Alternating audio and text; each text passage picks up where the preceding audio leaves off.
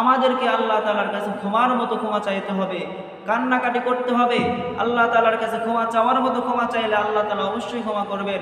আল্লাহ তাআলা বলেন, ইয়া আইয়ুহাল্লাযীনা আমানু তুবু ইলাল্লাহি তাওবাতান নাসুহা আসা রাব্বুকুম আইয়ুকাফিরা আনকুম সাইয়্যাতিকুম ওয়া ইউদখিলাকুম জান্নাতিন তাজরি মিন তাহতিহাল আনহার।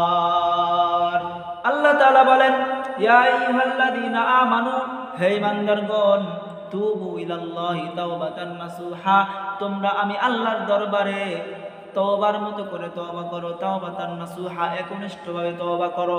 আল্লাহ তাআলা বলেন, রাত্রিবেলায় যখন সবাই ঘুমিয়ে থাকে, দুনিয়ার সকল মানুষ ঘুমিয়ে থাকে, ওই সময় ঘুম থেকে আস্তে করে জাগ্রত হয়ে সুন্দর করে ওযু করে এসে আমি আল্লাহর দরবারে যাই নামাজ বিছায়া 2 রাকাত পারো, 4 রাকাত পারো, আল্লাহর দরবারে তুমি নফল নামাজ আদায় করো, তাহাজ্জুদ নামাজ আদায় করে 2 ফোঁটা চোখের পানি ছেড়ে আল্লাহর কাছে কান্নাকাটি করো। আল্লাহ তাআলা বলেন, আসা রাব্বুকুম আইয়ুকাফিরা আনকুম সাইয়্যাতিকুম, হতে পারে আমি আল্লাহ তোমাদের সারা জিন্দেগীর গুনাহগুলো মাফ করে দিব।